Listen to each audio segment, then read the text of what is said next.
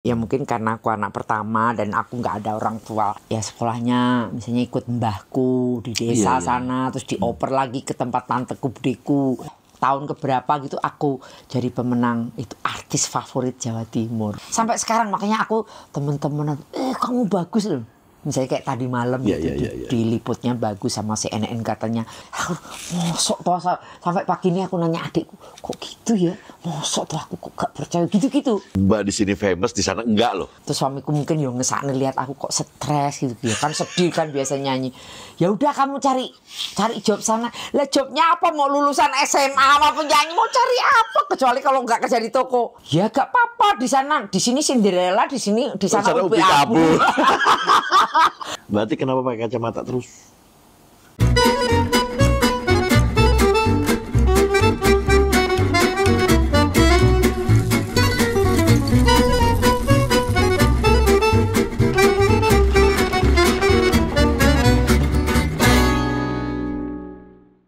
Halo, ketemu saya lagi Ferdy Tahir di acara All You Can Hear bersama idola saya dari zaman saya dulu muda, asik udah. Ada Mbak Atik Sibi, apa kabar Mbak Atik Sibi? Halo, apa kabar Freddy? Aduh, saya tuh dari tadi malam sebenarnya nggak bisa tidur, Mbak. Saya bingung, takut salah ngomong. Mau nanya apa, takut kelewat. Aduh. Karena Mbak Atik soalnya rare. Ini pas lagi di Indonesia soalnya kan Mbak Atik kan tinggalnya di luar. Tuh kalau ada yang kurang penasaran kan saya harus kesana. Iya benar. Mbak Atik, apa kabarnya? Baik, aku baik. Kamu gimana? Wah, ini sekarang paling baik sehat sekarang. Banget kamu. Oh, sehat banget. Ini sampai gemuk. Mbak Atik, jadi banyak sekali yang DM minta Mbak Atik Sibi. Cuman saya waktu itu pernah bilang, saya jawab, Mbak Atik itu di Amerika. Kalau saya ke Amerika ya, saya balas-balasin selalu fans saya. Iya, gitu. Jadi mereka minta Mbak Atik dong, apa Mbak Atik? Banyak sekali dan akhirnya saya beraniin diri kan karena ada Bagas. Saya kan follow Mbak Atik ke follow, terus Bagasnya juga kan apa namanya fans clubnya kan? Iya, itu punya Bagas bukan? Iya. Kalau aku nggak punya sosial media. Betul. Oh gitu, itu punya Bagas semua. Iya. Yang Mbak Atik itu punya Bagas semua. Iya, aku nggak punya. Dia bilang, aku kayak kamu lah, ini nggak pengen punya apa aja. Nah, Bagas bilang, bagus mas, gini. Mau aku kontakin ke Mbak Atik nggak? Mau. Saya bilang, please. Nah, udah, akhirnya udah dong. Saya kontakkan sama Bagas, alhamdulillah dapat kontak Mbak Atik. Terima kasih. Thank you Bagas, thank you banget. Terima kasih Bagas. Ini idola gue banget. Mbak Atik, ini saya pengen tanya adalah, kalau karyanya Mbak Atik itu udah banyak, orang udah tahu, nggak usah disebutin Mbak Atik. Saya merem aja Mbak Atik nyanyi di radio, saya bangun. Saya bangun loh, Mbak. Beneran, saya bangun. Saya cuma pengen tahu, Mbak Atik itu siapa sih sebenarnya? Atik Sibi. Gitu ya. Yang pertama adalah, Atik Sibi apakah nama asli apa bukan? Bukan. Jadi namaku itu aslinya itu Ati Prasetyawati, nama Jawa lah, tipikal Javanese woman nama gitu. Nah terus Sibi itu nama bandku waktu itu, jadi aku jadi salah satu vokalisnya gitu di band CB itu di Kediri. CB, jadi, CB, nama CB band itu dari Children Brothers apa gitu. Memang mereka satu sibling semua itu. Oh ada kakak? Ya. Jadi, tapi mereka bagus sih, emang satu keluarga itu. Nah Mbak Atik itu vokalis ya? Iya, walaupun mereka sudah punya itu vokalis anaknya sendiri, terus waktu itu aku masih SMP kelas 3 gitu, aku suka masih kecil? ngintip-ngintip kalau mereka latihan, terus aku kok pengen gitu, aku kan memang, ya dulu kan aku cuman hidup sama ibuku masih kecil tuh nggak punya radio, nggak punya tape player, apalagi nggak punya TV gitu-gitu. Jadi gitu, aku harus nggak jauh dari sugih mungkin ya agak-agak itu hampir di poverty line lah. Hampir. Nyaris ya sebenarnya. Mungkin hampir ke situ karena kan bapakku pergi kayak gitu. Terus nggak nongol-nongol lama. Jadi ibuku ya single parent. Jadi benar-benar ibu yang kerja juga dong?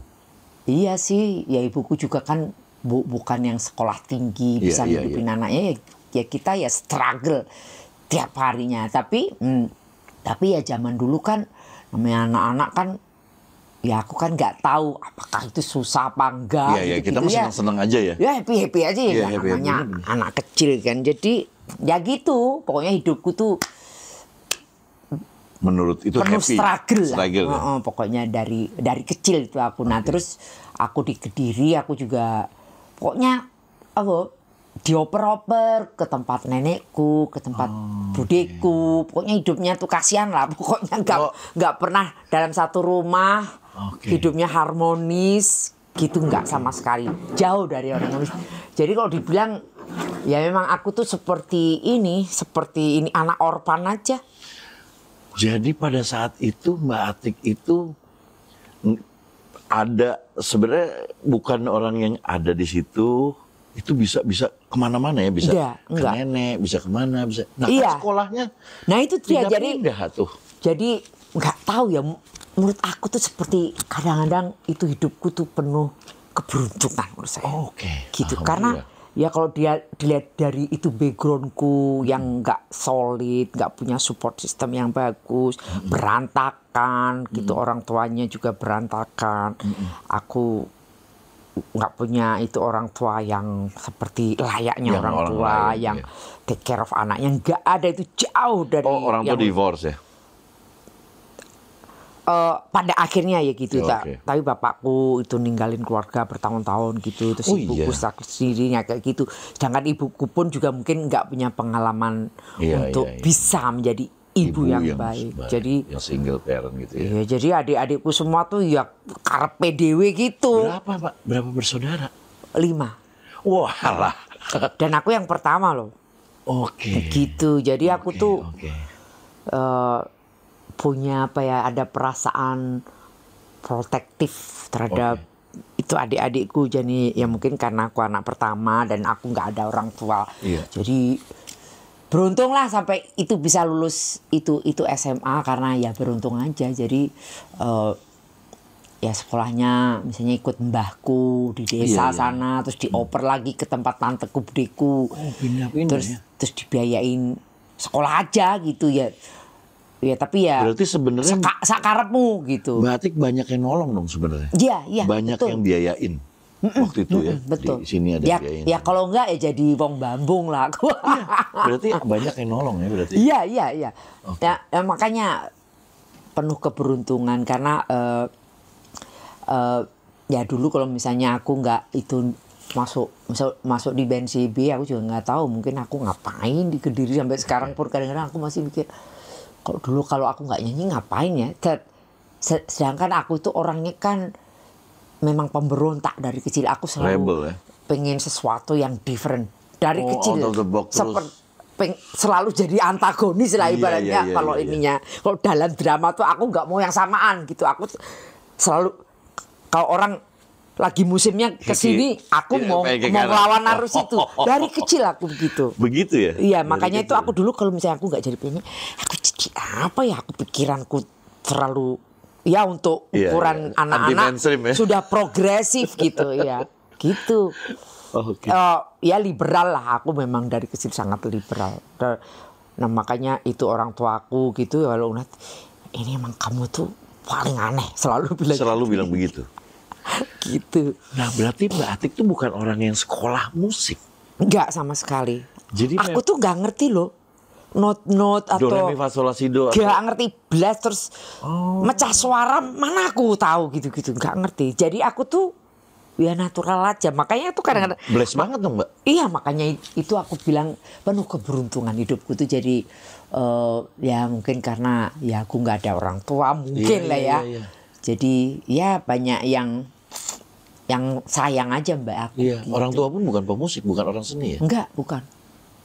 Gitu. Enggak tahu, moro-moro aku dengerin itu BNCB latihan terus aku doprok di depan pintunya, gimana sih anak-anak gitu dengerin ngesakne gitu di lantai liatin. Itu kan tadinya cuma lihat. Terus tahu-tahu jadi udah deh kamu jadi vokalis, gimana ceritanya? Enggak, aku bilang ke budeku. Nah, budeku kebetulan kenal sama yang pemiliknya. Mau dong bude itu dong. Bilangin aku boleh nggak ikut latihan. Nah, udah. Terus situ latihan. Terus moro-moro ya kalau mereka kan sering acara pernikahan, Iya, sunatan iya. gitu. Ya aku diajak terus Udah mulai dibayar dong. enggak pernah dibayar situ ya. enggak. Ya namanya juga masih SMP sampai Oh, SMA. masih kecil, Iya oke. gitu. Enggak lah, paling dibeliin pecel lah, sego pecel. Tenan iki, ae ditukokne sego pecel udah senang. Sama kolak, wes sego pecel kolak. Udah happy ya? Oh happy zaman itu. Nah terus nggak tahu moro-moro itu pemiliknya itu bapaknya BNCB itu punya ini moro-moro udah itu daftarin aku di namanya dulu itu kalau di TVRI Surabaya itu Lomba karya cita. kenalan baru, tahu kan kayak kenalan baru. wajah Jadi kayak baru wajah atau kenalan baru, atau pendatang baru something like that. jadi tanpa sepengetahuanku tuh moro-moro bapaknya mereka itu daftarin aku sama anaknya yang vokalisnya yang itu namanya Mbak Atin itu ya perempuan juga ya. Berarti Mbak Ati udah ayu, bisa ayu dari kecil. Ora, aku Kalau enggak kan- ora lah sampai saiki ora ayu wah. Karena nggih kacamata aja koyo rada ketok lumayan ora ayu. Aku kecilik iku selalu diledekin aku tuh sodron tuh, Mbak. Itu bahasa Jawa. Kalau bahasa Indonesia tuh kayak gila gitu. Oh, Iya, oh, iya? sampai panas sumutku. Gila, iya. Aku tuh dari SMP dipanggilnya gila. Terus, nah kebetulan itu rumahnya itu budeku itu di Kediri itu. Nah itu ada belakangnya itu ada mbah gila juga. Oh iya. Oh itu pokoknya wow, tempelan. Nah itu terkenal itu mbah itu. Terus Suka dipanggil itu. katanya aku butuhnya Mbah Asraf itu aku dulu. Pokoknya ngesane lah aku dulu. Ya ngono. Ya karena aku juga kan dari kecil kan aku suka yang aneh-aneh. Iya, gitu. iya, Jadi iya, mereka iya. Sebenarnya bukan aneh berarti aku visioner, Mbak. sodron. Iya, iya. Gitu. Nah, Mbak udah mulai dari situ kan mulai masuk CB. CB itu singkatan dari apa sih, Mbak? Child Brothers. Child Brothers. Oke, masuk akhirnya jadi dari kecil kan. Sudah mulai SMA ikutan tadi tuh. Wajah baru. Wajah baru. Nah, waktu tes itu berdua itu kok yang delay yang diterima aku. Si. Malah yang Wis ayo, Mbak. orang malah yang vokalisnya itu kan suaranya bagus. Aku kan suaraku biasa aja masih anak-anak gitu kan. Terus aku diterima. Akhirnya aku yang siaran langsung di TVRI. Aku inget banget nyanyi lagu zaman dulu Prambors tuh boh yang apa itu? Oh ya, LHCR. Ya itu. Ya kan, Lomba Cipta Karya Remaja. Lagunya siapa? Buana perempuan itu apa sih? Mana Sesti Buana. Buana, bukan itu ya? Oh, bukan. Bukan. Ya Buana. itu. Oke. Terus aku inget banget pas mau siaran langsung kan zaman itu kan dulu Iya kan, langsung ya, gitu. ya. Nah aku dianterin budeku kan juga nggak ngerti kan dia orang desa juga jadi dia cuman provide itu aja lah apa support seperti naik bus gitu-gitu. Ya terus aku naik bus gitu kan. Naik bus itu kan aku mabukan. Wah aku muntah-muntah. Itu bajunya buat nyanyi ini penuh muntah-muntahan di bus. Ini serius? Sumpah serius. Iya aku gampang mabuk. Bukan mual aja, muntah. Muntah. Jadi aku tuh dari kecil tuh sebelum ke terminal bus tuh dibecak wis bayangnya wis muntah-muntah saking desone apa ya. Jadi Betul. aku kemana-mana waktu pertama punya Antimo, Mbak. aku pertama kali punya di Jakarta tuh ya misalnya mau ke Gajah Mada Plaza Ya, dulu ya, kan ya, aku ya, Plaza ya. Oh, ngombe antimu di sini. Apa ya sampai di mallnya ngantuk aku keturun duki piye gitu. Oh iya. Iya, di sono men lah. Alah. Iya ya gitu pas itu mau siaran langsung itu kan ya budeku kan ya wong desa dia nggak punya anak jadi Iya, dia cuman kayak aku dipupu gitulah Iya, dia iya, apa iya, iya. ya diopeni sekedarnya gitu. Nah terus diantar dia kan itu muntah-muntah di bis tahu nggak? Dibersihin, digantiin baju. Enggak ya aku sendiri. Nah, terus kita berhentinya kan di stasiun bis Wonokromo tahu nggak? Iya. Aku tuh di situ mandi di stasiun bis yang jorok gitu. Aku mau mandi tili pasti bahasaku ya langsung syuting nanti bis. jadi kuyup. Oh kuyup. Ngesak nih pokoknya ceritanya malah ya itu pertamanya yang justru mengesankan itu aku di situ. Tapi dalam keadaan kuyup masih tetap Pokoknya ngono. Jadi bahasaku ya wis gak ada kostum, gak ada. Wis bahasa yang itu kena muntah-muntahan itu wis langsung syuting numpak apa ya waktu itu. Kan macet tuh di daerah Monokromo. Numpak bajai. Bajai. Kiki penyanyi apa ini? Tunggu, ini penyanyi datang. Iya. Tapi semenjak itu ya nggak tahu. Semenjak itu akhirnya Terus-terusan. si band itu atau Mbak Atinya sendiri? Cuman aku. Jadi aku hampir tiap minggu tuh aku dikasih itu acara dari TVR Surabaya. Udah dibayar, Mbak? Ya sedikit-sedikit. Ya kan waktu itu masih sedikit-sedikit Ya, lah. tapi udah uang dibayar dong. Maksudnya Udah. untuk seorang remaja pada saat Enggak, itu ya udah, gitu. udah ada uang sendiri. Iya. Nah terus itu karena rutin kan, jadi acara-acara besar pun juga aku diikut. Kan waktu itu saingannya juga bagus-bagus Iya, di situ gitu. iya. Nah kok Yondelalai setelah tahun keberapa gitu aku jadi pemenang itu artis favorit Jawa Timur. Wih. Aku gak mengira wong desa rek. Wong desa mandi di stasiun. Terminal Monokromo muntah-muntah. Tahunya the best. Enggak tahu pokoknya. Waduh, aku menang sebagai itu artis Hadiahnya favorit gitu. Jawa Timur. Pada saat itu besar. Dikasih TV berwarna rek, baru itu pertama kali. Apa hitam putih, lali pokoknya cilik ngono. 14 in.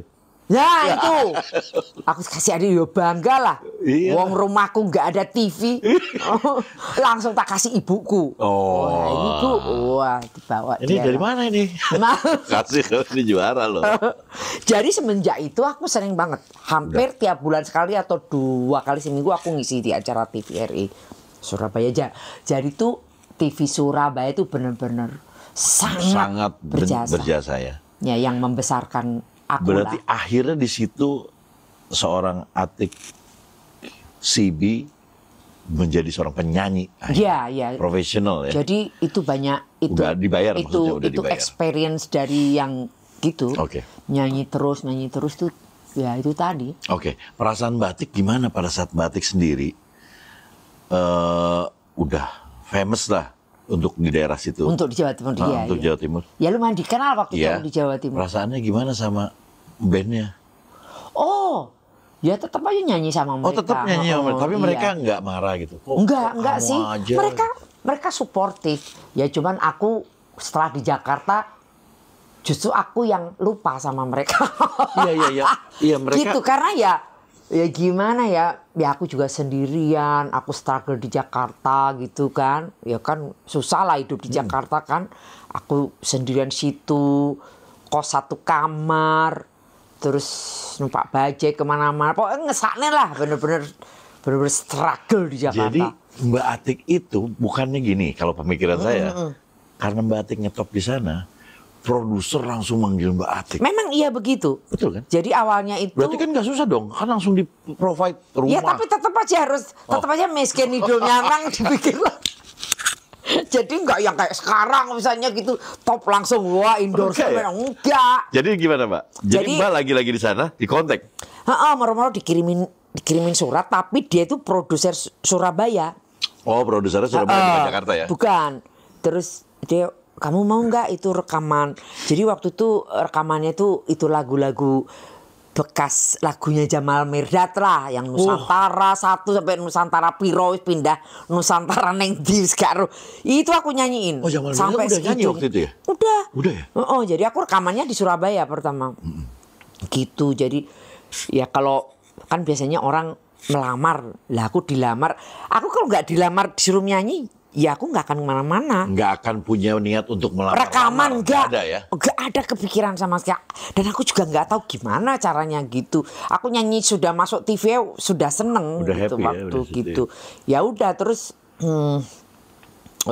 ditawarin rekaman tuh kalau zaman dulu tuh Pakai surat.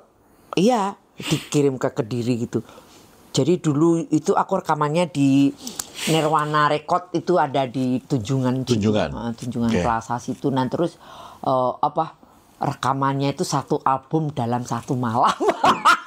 Zaman dulu tuh gitu. Tapi kalau zaman dulu 1 malam 1 album tuh gokil. 1 album. Karena dulu tuh nggak bisa pakai komputer kan dulu pakai Iya.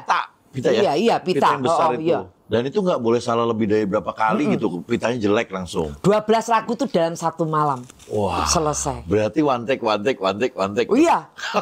Gitu zaman dulu tuh gila. Lu ngapalin lagunya dulu? Iya, selangsung wes pokoknya. Bener itu. Wah gila. Satu album selangsung satu malam. Untuk sekarang aja Mbak, untuk yang rekaman zaman sekarang kalau salah bisa part ininya dihapus, Iya benar. Yang kalau dulu kan nggak di- bisa kan, harus nggak bisa ulang. diulang lagi. Itu aja sekarang untuk satu album satu hari aja kayaknya Gitu ya. susah. Batik berarti one take semua. Kasihan 10 lah. lagu ya 10? Dulu tuh rata-rata 12 lah. Side A 6, side B Side ya, A, side A, side B ya. oh. Kaset kan dulu. Kaset. Ya Oh, kan, itu side A. 12. 12 lagu satu malam. Oke. Satu malam, biasanya save-nya dari misalnya jam 6 sampai jam 12 malam. Satu album. Jam 6 sore?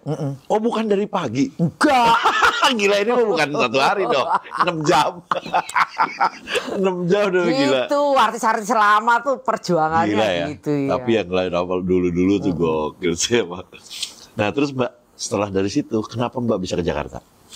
Ya itu tadi disurati lagi sama Om Arianto. Waktu itu dia Arianto, pencipta iya, lagu? kan lagi ngetop-ngetopnya tuh lagunya top banget tuh yang Iya. dibawain Endang Nestorina, siapa lagi Iya, Jamal iya. Mirdad. Dulu kan komposer bagus. Ya aku ya mau banget. Oh memang Mbak udah tahu Arianto siapa? Udah Tahu kan Oke. dulu ya nonton di TV kan Isugianto gitu-gitu. Wah, ya pengen aja gitu. Wah, keren juga nih aku. Rapin gitu. Keren juga nih aku. Iya, tapi sebenarnya zaman itu aja itu aku sudah ya aku maunya aku pengen rekaman popnya paling nggak seperti Vina Panduwinata kan dia udah top Iya. tuh waktu itu. Iya. Yang musik-musik yang agak jangan terlalu mainstream gitu kan dulu musik yang pop banget kan Arianto, Rinto Harahap, Panceponda kan gitu-gitu. Nah tapi aku kepikiranku gini waktu itu ya udahlah nyanyi aja gitu. Ya jadi dari situ aku mulainya nyanyi itu Arianto. Berarti udah di Jakarta ya? Udah tapi tidurnya di rumah Pak Arianto waktu itu. Oh. Jadi satu sama Jamal Mirdad ya kos tinggal di situ semua. ya. Oh. Situ banyak penyanyi. Oh zaman dulu tuh gitu ya, diambil, ditaruh di situ kayak mes. Iya kayak mes gitu, itu di rumahnya. Semuanya satu-satu Pak diorbit, Arianto, orbitin. Berarti diorbitin di Jakartanya sama Pak Arianto. Nah terus aku nyanyi itu lagunya. Langsung meledak atau enggak? Enggak dulu.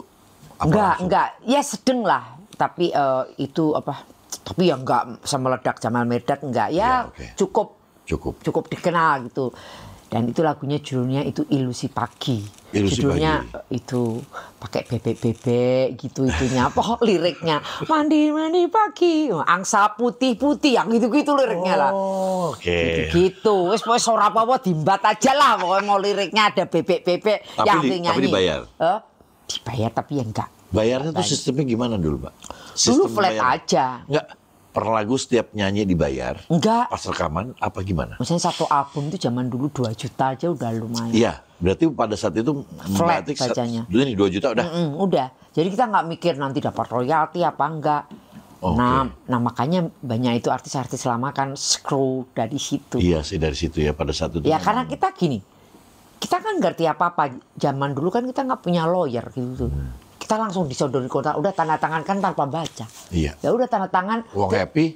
Nah, dapat 2 juta sudah happy, iya nggak sih? Ya karena mungkin mereka berpikirnya ya kan nanti kamu dapat show off air kayak gitu. Ya tapi sebenarnya ya nggak harus gitu dong, ya kan? Ya harusnya ya. Cuman memang dulu kan memang belum ada royalti publisher nggak belum. ada. Sampai sekarang pun aku nggak pernah dapat royalti yang katanya sudah ada royalti right gitu sampai sekarang tak enten-enteni royaltiku kapan amplopnya depan pintu renek gue royalti. Coba kamu gitu nggak? Iya kan? Kecil, iya. Iya. Masih mending kecil. Berarti ya, bikin lagu nggak? Nggak. Ya tapi kan Harusnya ada royalti namanya royalti. performer kan. Iya, nggak ada. Padahal aku sudah tanda tangan. Mbak Tik udah ikut publisher belum? Untuk apa maksudnya ada manajemen yang mengurusi lagu-lagunya Mbak Tik? Enggak, tapi Belum aku ya? sudah tanda tangan sih di situ. Tapi kan tak enten nih kok. Nanti saya coba tanya ya Mbak ya. Amplopnya kok Saya coba tanya-tanyain ya ke teman saya. Udah Teman aku udah saya. tanda tangan tahun lalu. Kemana tanda tangannya sama siapa? waktu itu dibantuin Musika sama Musika. Gitu. Tapi belum juga. Belum. Kok tak inceng-ceng di ngone rekeningku kok gak enak iki. Iya. Mungkin karena kecilnya mungkin gak ketok kali. Kan biasanya mungkin 300.000 ya gak sih? 300.000. Saya pernah dapat segitu. Iya kan? Iya. Aku beberapa kali memang lihat 300.000. Ada masuk gitu ya. Saya pernah masuk 100. Tapi dari Warner. 120.000. Nah iya kan? Makanya itu cukup untuk menyekolahkan aku suka bilang itu cukup untuk menyekolahkan anakku di Harvard. Ya, tapi dolar kalau mau.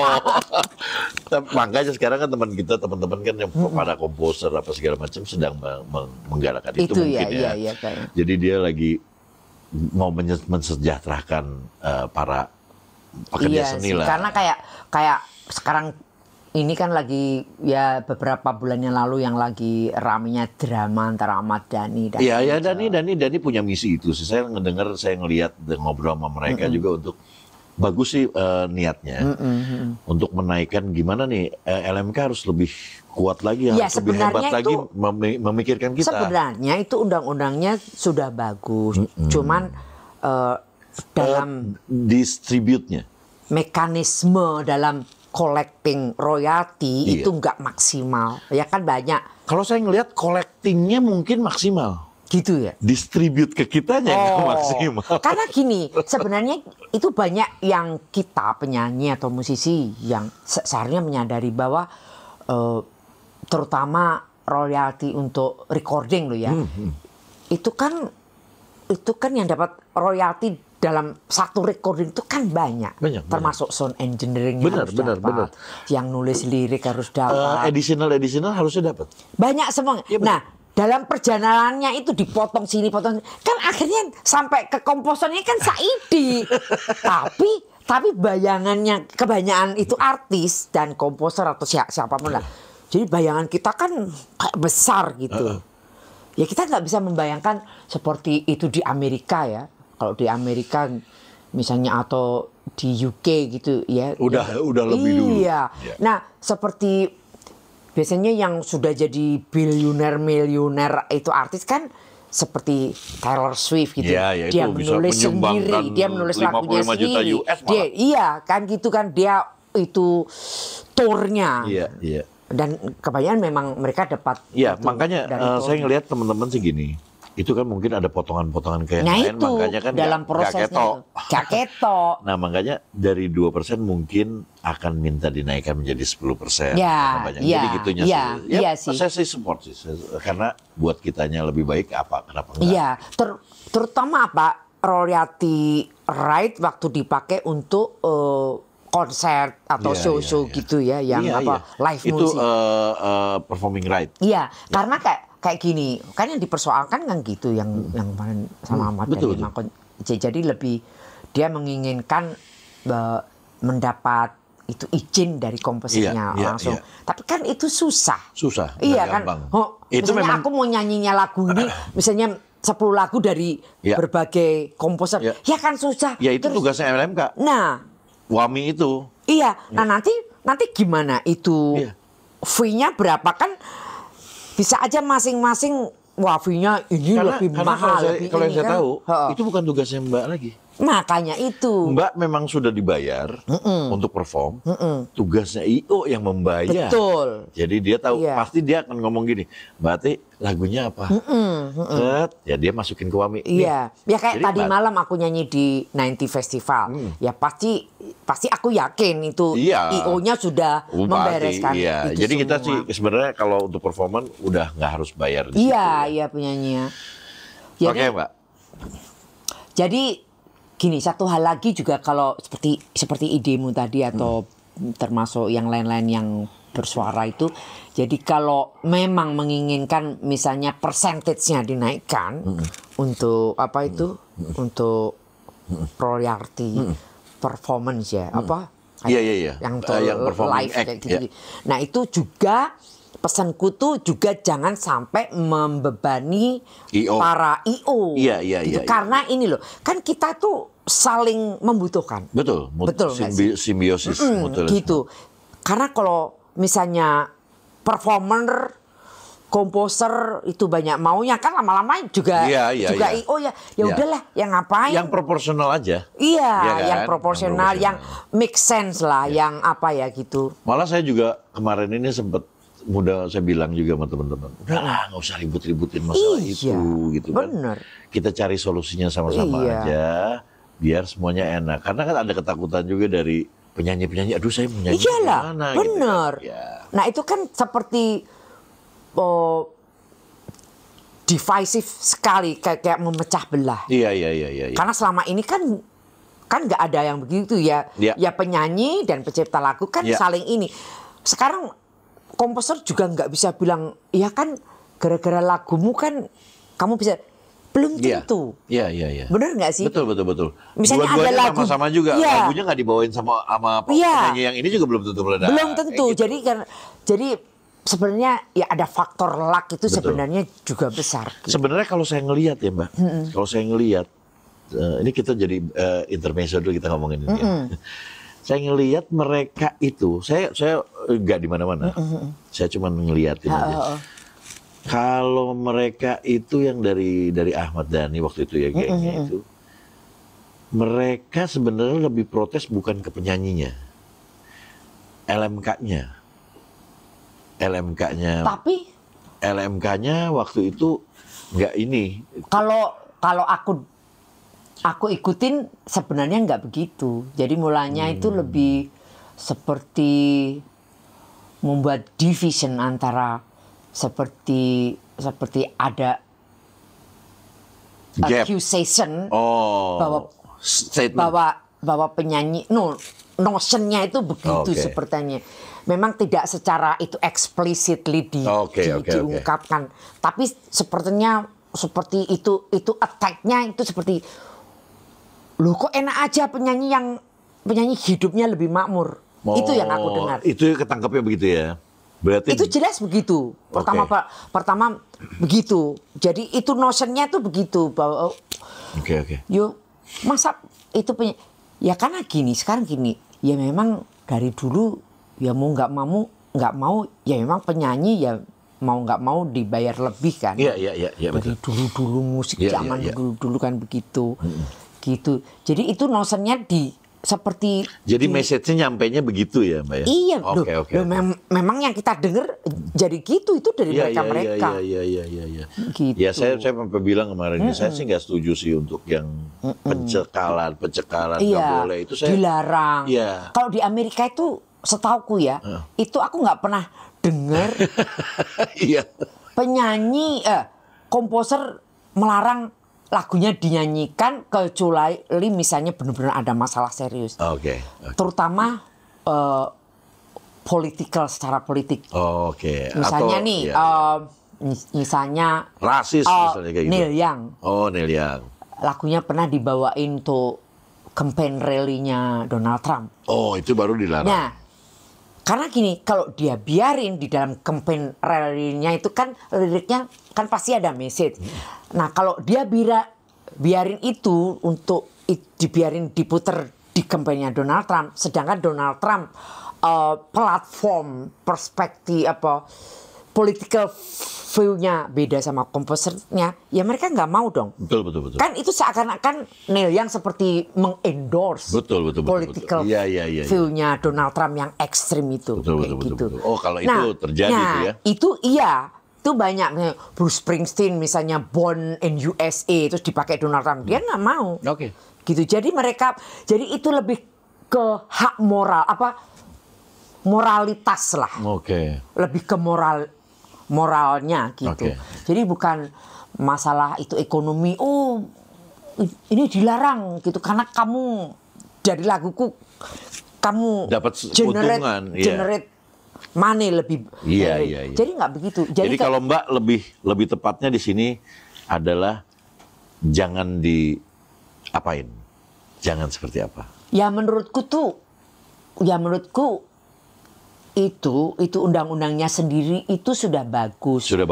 Bahwa pemerintah di bawah itu HAM dan hukum Departemen Hukum dan HAM itu sudah mendelegasikan kepada LMKN kan yang nasional. LMKN di bawahnya LMKNK kan. Nah, terus LMK itu ya termasuk WAMI atau apa itu. Sebenarnya itu sudah jelas. Sudah bagus. Tapi ya itu tadi yang seperti kamu bilang, karena pendistribusiannya itu tidak, ibaratnya mungkin tersendat-sendat lah. Jadi itu nyampenya mungkin terlalu lama atau nyampenya itu akhirnya cuma sedikit. Nah itu aku nggak tahu itu di mana kesalahannya. Gitu loh. Jadi. Tapi sih saya setuju dengan adanya ini sih Mbak. Maksudnya akhirnya mau nggak mau semua orang harus concern, ya semuanya memperbaiki diri gitu sih. Iya, kalau menurut aku ya, sebagaimana di negara kita itu, yang kelemahannya itu apa? Transparansi. Itu maksudnya. Transparansi itu yang mudah-mudahan lebih transparan lagi semuanya ya. Betul. Karena ya. Jadi gak ada seujon, Mbak. Benar, transparansi dan accountability itu penting. Entah itu di politik, di government atau di institusi seperti musik. Betul. Itu penting transparansi. Sekali. Iya. Coba tolong gimana caranya supaya nggak ada seujon, supaya semua ngerti. Transparansinya lebih diinikan lagi. Iya benar. Karena kita hidup di negara yang penuh dengan intrik. Ya seperti kita yang politik kita kan juga gitu. Corruption. Berarti sebenarnya bukan masalah ini aja semuanya. Semuanya. Jadi mungkin kita seperti paranoid. Oh mungkin ini jadi seujon gitu. Nah itu tadi makanya itu kalau menurut aku yang justru harus dibuat banyak progres tuh transparansinya lebih didorong untuk lebih. Saya setuju kalau itu. Gitu. Sama mekanismenya bagaimana diperbaiki supaya lebih se-efisien mungkin. Iya, betul. Kayak gitu. Ya pokoknya jangan sampai ada ribut-ribut, udahlah jadi pecah belah ya. Iya, betul. Bersatu aja. Sekarang kayak gini, misalnya itu LMKN, LMK gitu. Sebenarnya kalau kita menginginkan misalnya mereka nggak digaji, kan itu juga nggak fair dong. Nah, itu gajinya dari mana? Kan pasti juga termasuk dari collecting itu. Nah, yang kayak itu harus dibahas. Gitu. Kenapa pada at the end terminalnya yang nyampe ke tanganmu itu amplopnya sedikit, sanjoyonya kok cuma sedikit? Harus dijelaskan karena ini begini gini melalui itu ya dijelasin. Itu, transparansi itu. Iya betul. Dan memang membahas itu tidak hanya di forum yang cuman kecil-kecil. Pasti panjang sih, Mbak. Panjang dan besar. Iya, mesti harus forum yang besar bener. Kalau perlu nasional lah, itu dari mulai komposer, penyanyi, editioner, produser, musisi, label, semua publisher, itu mesti tahu semua. Jadi mesti ada mapnya, mesti ada data. Oh ini dari ini lagu dari sini kemana ini jalannya kemana, sampai di tangannya amplopnya di tangannya komposer. Sebenarnya Mbak Ati itu ibu rumah tangga apa bukan sih? Aku tuh rumput. Kok pinter sekali. Enggak lah. Enggak lah. Oke Mbak, kita balik lagi ke cerita Mbak gitu. Sekarang. Akhirnya Mbak, yang membuat Mbak jadi se-Indonesia tahu Mbak itu lagu apa sebenarnya? Kalau menurut aku pertama itu lagu Risau itu. Risau ya? Oh, yang Cecep AS. Tinggi itu tahun berapa tuh Mbak? Iya itu. Itu ya? Ya, duluan mana 84. Itu sama 84 ya Risau berarti. Itu pertama kali aku dari Arianto itu ciptaan Arianto ke musik. Cecep AS. Iya, ke musik kalau dulu dibilangnya musik apa alternatif, musik kreatif. Pop kreatif. Ya pada saat makanya adanya di Selecta Pop. Iya, ya sebenarnya itu nggak fair juga. Iya. Menurut aku semua art kreatif. Itu kreatif. Iya. Masuk itu misalnya chordnya cuma 2 atau 3 chord, tetap kreatif. Iya kan? Kalau nggak ada karya. Iya itu. Ya selain itu dengan 3 chord malah bisa itu evoke emotionnya pendengar sampai berjuta-juta seperti lagu-lagunya Pancepon. Itu kan kreatif dong, iya kan? Kayak gitu. Jadi Risau itu ya? Jadi Risau juga itu kan musiknya semua itu Erwin Gutawa. Erwin Gutawa itu kalau nggak itu benar. Pertama kali membuat album seorang penyanyi. Loh, Karimata dulu kan? Belum, sebelum Karimata. belum. Dia masih di Telerama, pemain bassnya Pak Subandi. Disitulah di-hire sama produserku. Oke. Gitu, karena aku ngefans berat sama dia main bassnya. Terus ya memang orangnya brilian anak itu memang dulu ya. Dulu masih pemain bass ya? Iya. Tapi emang dia tuh brilian. Sekolahnya juga pintar dari UI kan dia. Iya. Gitu, jadi ya aku bangga lah. Itu pertama kali satu album tuh Erwin Gutawa. Tahu nggak waktu itu terjual berapa album Irisau? Ya dulu kan rahasia. Dulu mana lebih nggak transparan lagi. Nggak ada transparansi apalagi zaman sistemnya tahu dari mana? Siapa? Bonus, Mbak. Apanya? Dapat bonus. Nggak ada. Nggak ada juga flat. 2 juta lagi? 2 juta. Sumpah. 2 juta itu flat. Sudah, jangan minta apa-apa lagi. Nah, cuman berarti bonusnya itu adalah panggung ya, Pak? Ya panggung itu. Ya kalau ada panggung. Kalau nggak ada panggung, iya nggak sih. Jadi ya dulu tuh ya begitulah sistemnya. Jadi pertama nggak ada transparansi dan produser itu berkuasa penuh. Oh iya, sampai pemilihan. Dan dia lagunya. boleh juga tidak memberitahu penjualan berapa juga enggak, boleh. Hak dia. Aku nggak pernah tahu. Oke. Gitu. Akhirnya kalau yang setelah itu saya ngelihat yang ngetop lagi itu lagu Serserah Boy itu tahun berapa ya, Mbak? Tahun 90-an ya? Oh, itu tahun 90-an ya? Nggak tahu itu. Catatan si Boy itu tahun berapa? Catatan si Boy ke berapa? Satu apa? Itu ada berapa sih? Ada 5. Pokoknya catatan si Boy nomor berapa itu nggak? Ketiga kali ya? Yang ketiga ya? Oke. Itu berarti udah 90-an. Iya gitu. Berarti tahun 80 itu ya? Ya. Nah, jadi Mbak Atik itu ada almarhum Arianto, Acep. Sebenarnya Mbak Atik itu bukan rocker dong berarti? Ya dulu kan lagunya soalnya nggak lady rocker gitu. Sebenarnya aku risih juga waktu itu dibilang lady rocker gitu, karena memang jelas-jelas kan ya musikku juga nggak rock seperti Nicky Astria kan rock. Iya, Mbak Atik itu ada popnya. Lebih ke pop sebenarnya. Iya kan, ada popnya ya. Oke lah, ada lagu itu SMP saya tuh. Agar itu ada Mbak Atik ya? Yang mana? Ku ajak kau ke ada Mbak Atik sih. Itu kan sama Nicky, sama Ikang, ya itu Suara Persaudaraan. Mbak Atik ada kan? Ada. Nah itu saya bawain juga. Itu tahun 80 something lah. Saya SMP.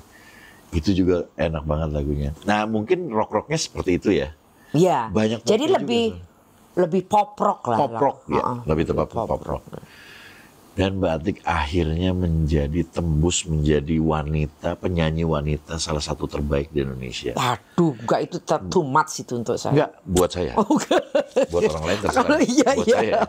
Aku sajanya minder loh. Dulu kok dibilang, wah lady rocker. Karena nggak tahu ya. Aku tuh menyanyi dari dulu sampai sekarang itu aku nggak pernah yakin gitu apakah itu aku itu saya pernah dengar Mbak ngomong gitu. Nggak tahu kenapa. Masa sih Mbak kenapa menjadi orang yang minder ya? Sebenarnya bukan minder, bukan minder ya. Apa karena Mbak itu introvert apa gimana? Seperti itu, aku lebih tidak percaya dengan kemampuanku sendiri gitu. Setelah orang bayar, Mbak. Orang bayar Mbak. Itu kan berarti kalau bayarnya value-nya tuh udah tahu dong. Kita punya value. Masih nggak percaya juga. Aku itu sampai sekarang, makanya aku temen-temenan, kamu bagus loh. Misalnya kayak tadi malam diliputnya bagus sama CNN katanya. Atik CB menyihir. Itu saya lihat. Kaum milenial. Wede.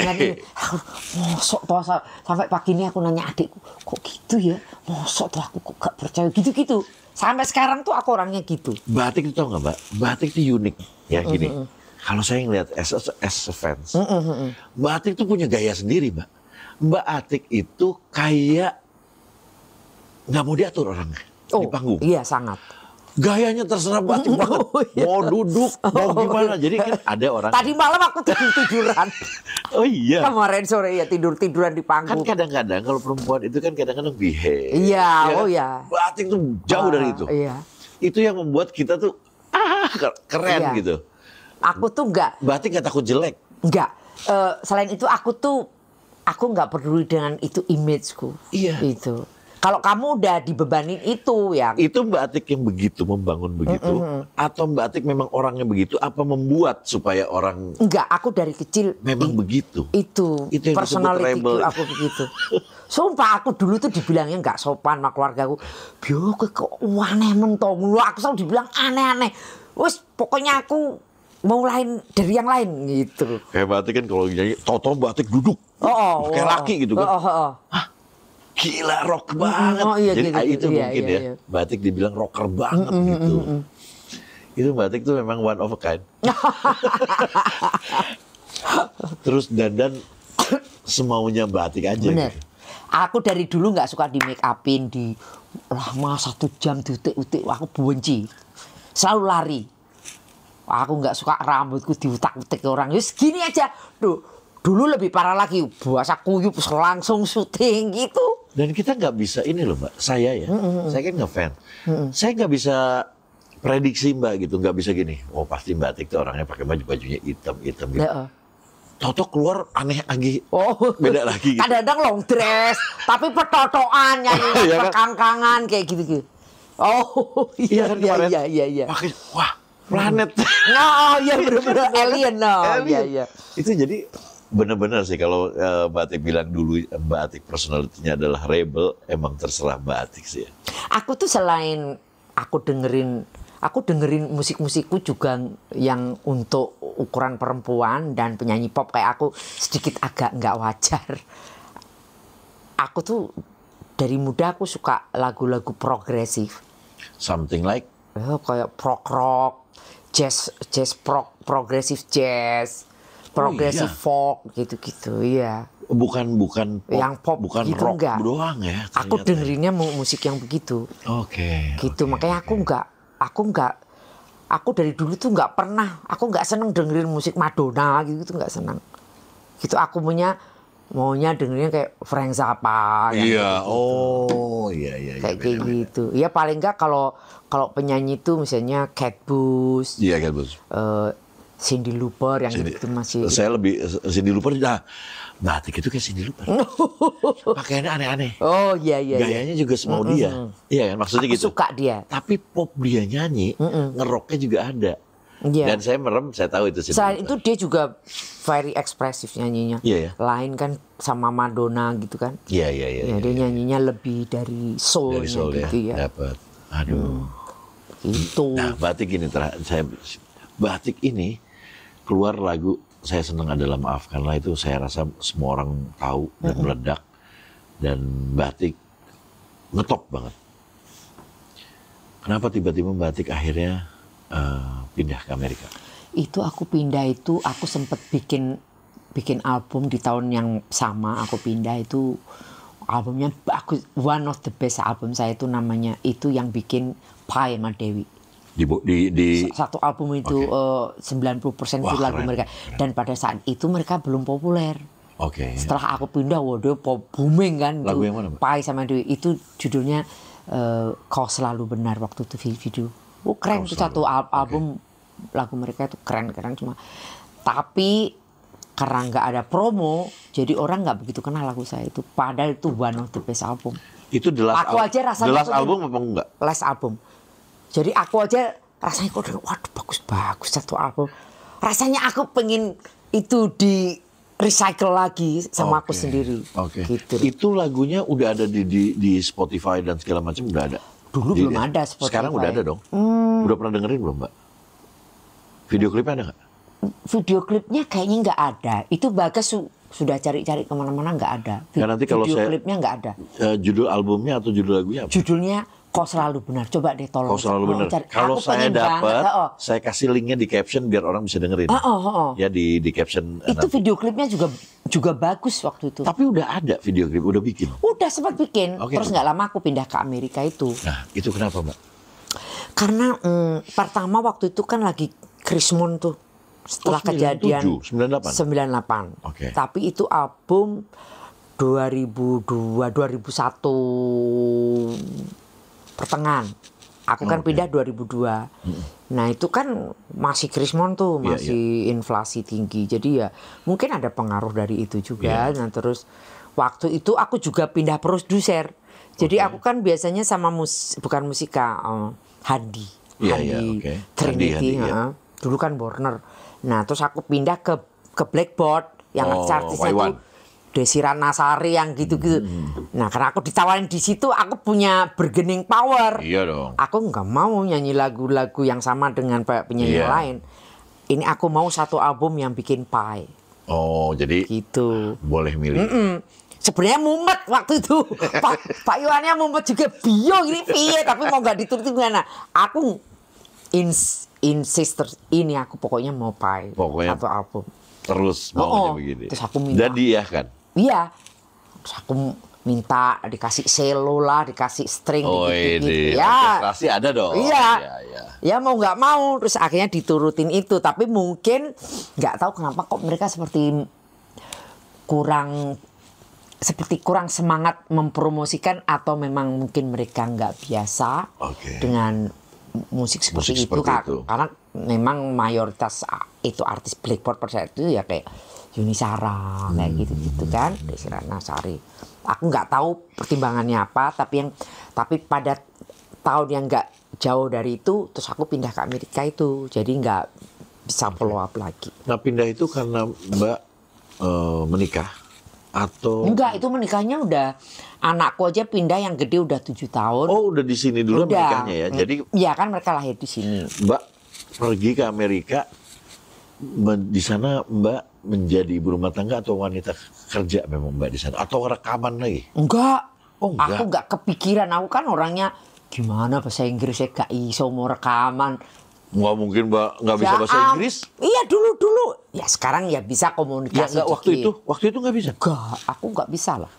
Aku kan kok jangankan bahasa Inggris, aku tuh bahasa Indonesia aja nggak bagus. Aku tuh cuma agak lumayan bahasa Jawa. Bukan lumayan, pas ya. Wah, lancar lah, bablas angin kalau bahasa Jawa. Tapi kalau bahasa Berarti kan Indonesia aku AAUU gitu. Suami maksudnya. orang mana Mbak? Orang Louisiana dari Amerika. Berarti itu bisa pacaran. Ya kalau pacaran I love you ya iso lah. Enggak, dia aja bisa bahasa Indonesia. Jangan lebih dari I love you gak iso. Dia aja bisa bahasa Indonesia nggak? Ya suamiku tuh bagus. Dianya bisa bahasa Indonesia. Iya. Oke. Aku tuh sampai sekarang itu I love you aja. Batu kocak. jadi kalau sampai sekarang pun ya itu di rumah I love you. I love you. Semua I love you. gitu. Jadi sampai sekarang tuh ya aku ngomong bahasa Indonesia sama bahasa Jawa di rumah. Oh, Itu oke. makanya anak-anakku tuh Bisa nggak, tahu Mbak? Ngerti ya nulis bahasa bahasa Indonesia tahu. Oke. Mbak pindah ke sana, Mbak. Ini kultur udah beda nih.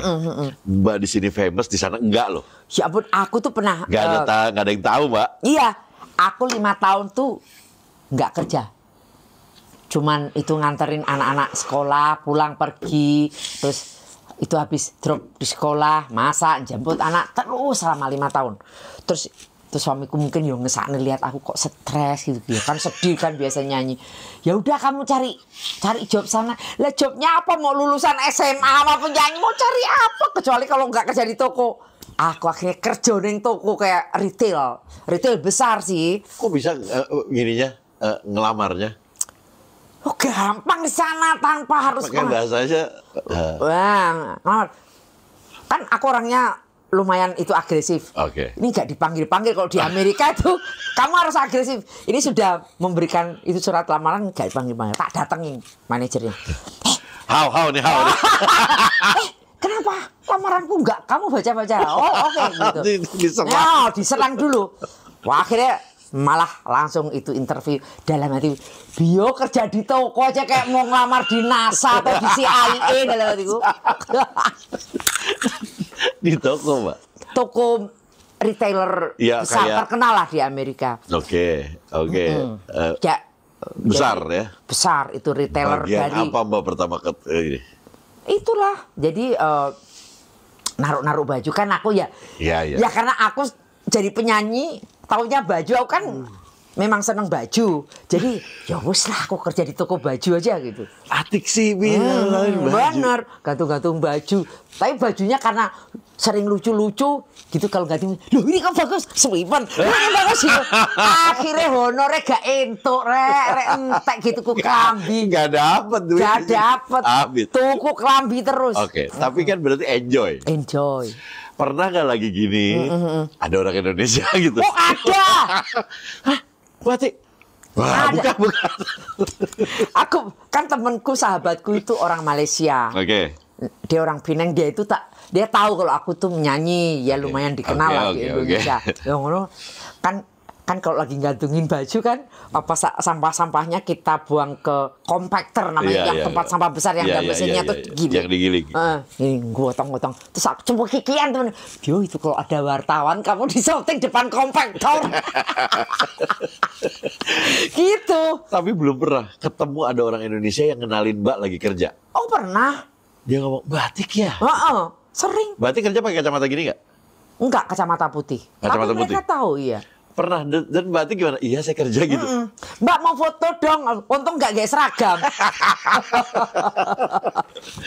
Nah, Iya, sering gitu. Sering ya? Kan banyak orang Indonesia. Cuek aja, Mbak?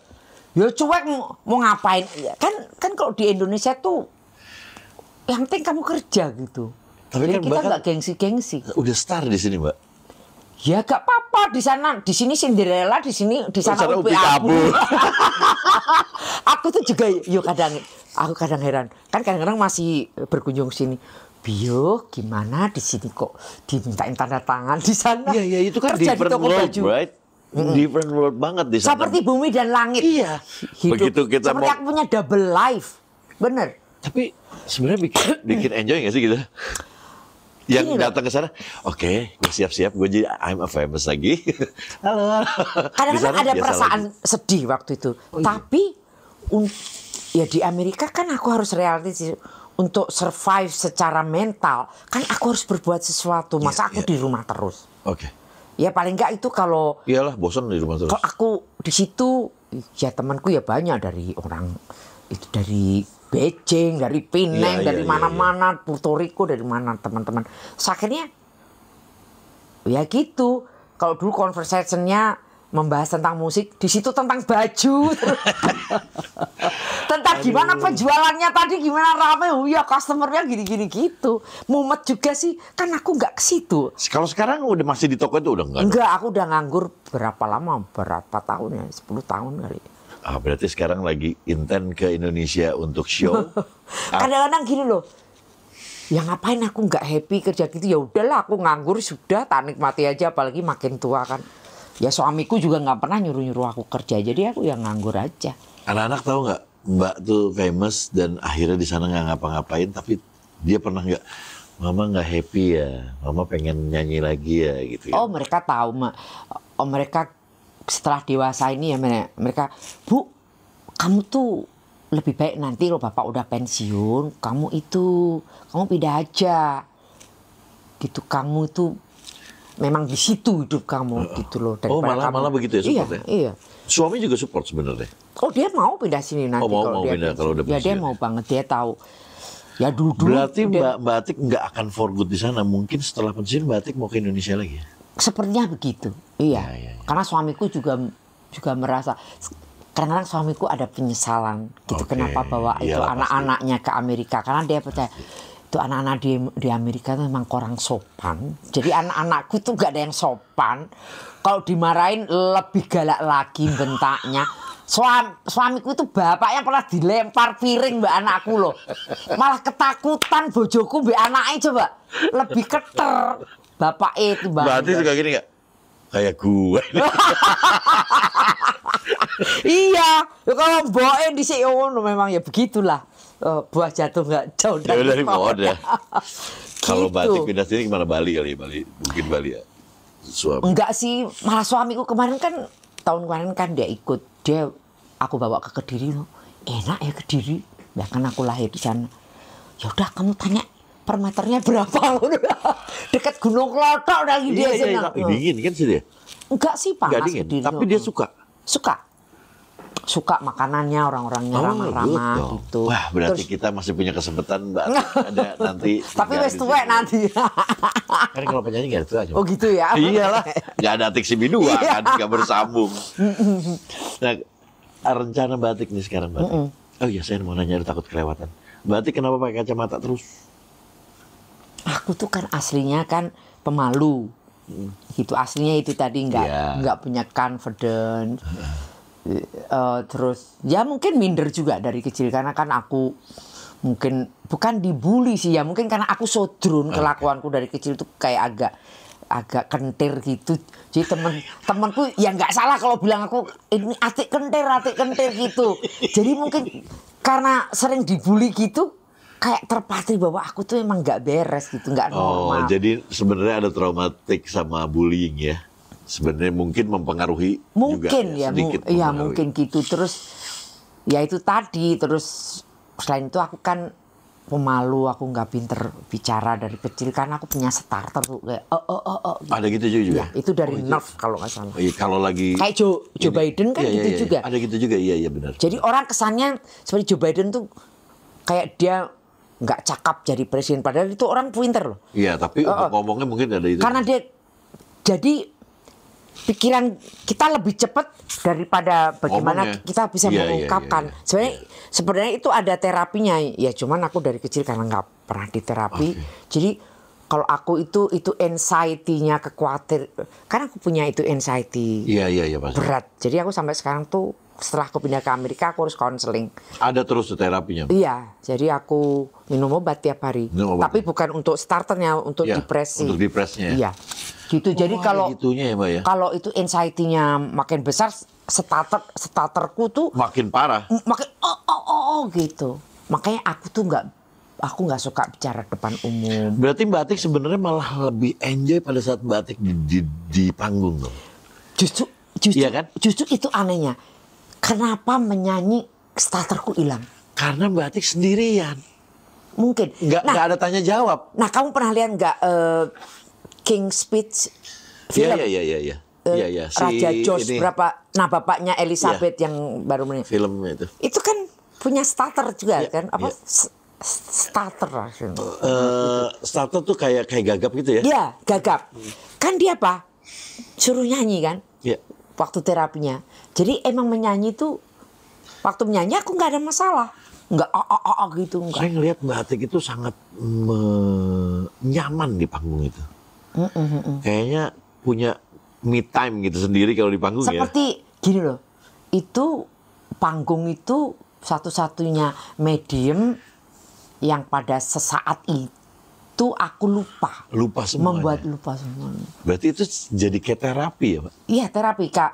Karena aku dari kecil itu kan punya PTSD, jadi trauma mungkin dari background yang nggak bagus. Iya. Itu ibuku abusive mother. Terus Iya. aku ikut budeku ya sama karena dia nggak punya pengaruh. Ternyata ya, Mbak ya, pengaruh ya, Mbak ya. Oh iya, itu background waktu kecil itu penting.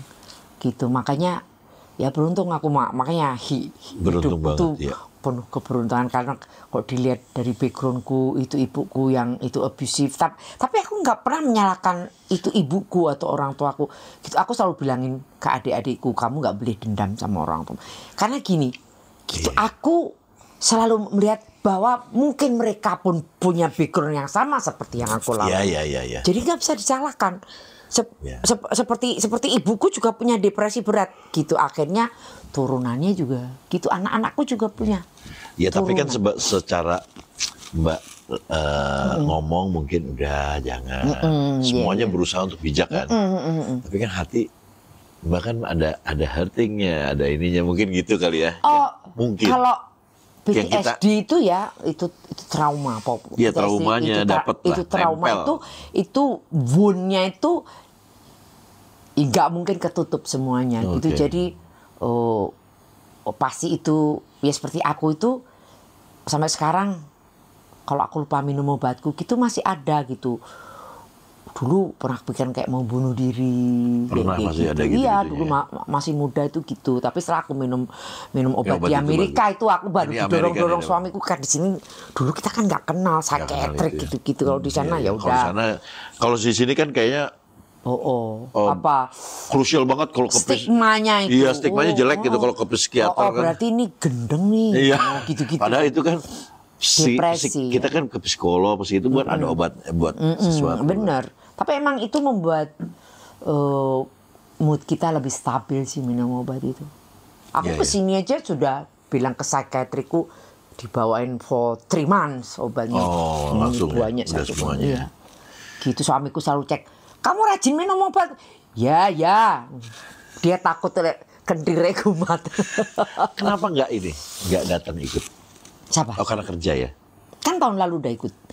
Dan kalau di Amerika itu boleh cuti kan cuma 2 minggu. Iya. Amerika itu pelit paling pelit kan. Berarti saya ke Amerika. Mbak kapan ke Amerika lagi? Ya ini. Kapan pulang?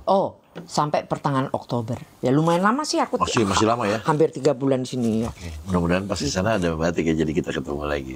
Dong. Iya dong. Pengen ke rumahnya. Iya, emang rencana kapan kamu? Insya Allah Januari lah. Januari. Iyalah aku udah di sana. Iya. Saya nyari salju. Oh gitu. Iya, itu waktunya. Orang kampung, Mbak. Tapi tahun kemarin nggak ada salju loh di tempatku. Biasanya kan Januari Februari ya. Iya, Salju tuh ya kencang. itu climate change itu. Iya. Nah sekarang gini Mbak, terakhir saya mau tanya Mbak. Mbak ada rencana mau bikin single lagi? Atau Mbak mau ada rencana apa yang mau Mbak lakukan yang belum? Itu sudah beberapa tahun aku tuh pengen banget punya single. Tapi single yang dimana itu yang seperti keinginanku. Gitu. Aku nggak mau yang selalu kayak dulu, kayak lagu yang dulu-dulu yang pernah populer kayak gitu. Nah aku nggak mau gitu. Aku pengen membuat sesuatu yang beda dari yang dulu, tapi juga nggak, misalnya nggak mungkin lah aku bikin musik kayak hip hop atau R&B ya, pokoknya yang kayak gitu. Nah yang aku penginkan tuh itu ada satu grup yang favoritku yang seperti keren deh ya, tapi aku nggak bisa bilang karena nanti kalau aku pengen nanti moro-moro diambil dulu sama orang lain. Oh iya.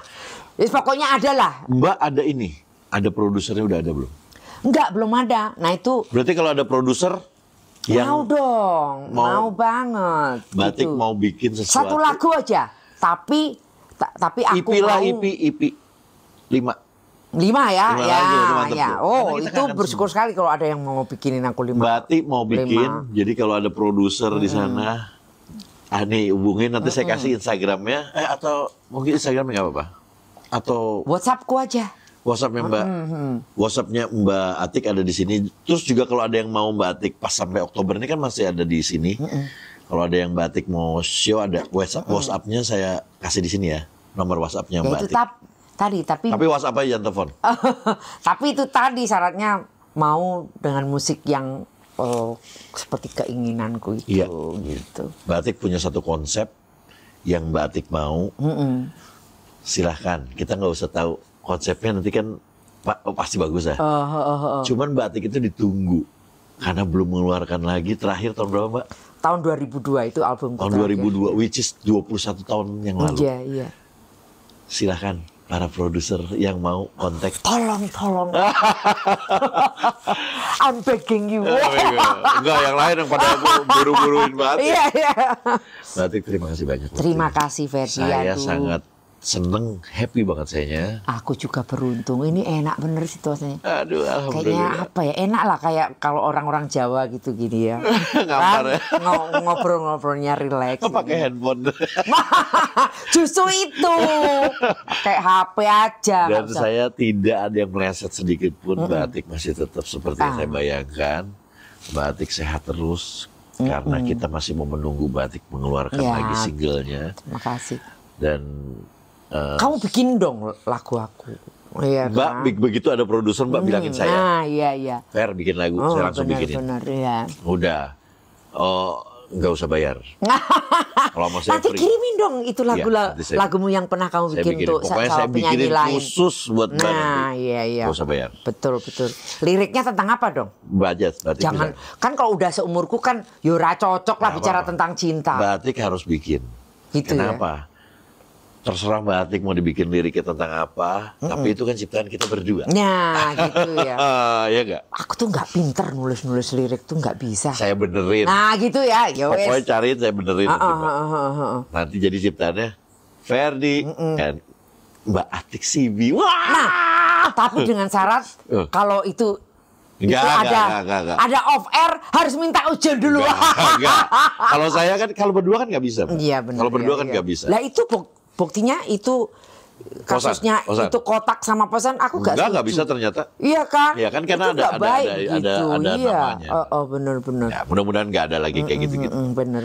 Mbak, Suan Mbak. Sama satu hal lagi, Apa? itu yang perlu didorong terus masalah copyright, royalti semuanya untuk Iya. lebih clear Iya. dan itu tadi lebih transparan, jangan sampai membuat kita terpecah belah. Oke.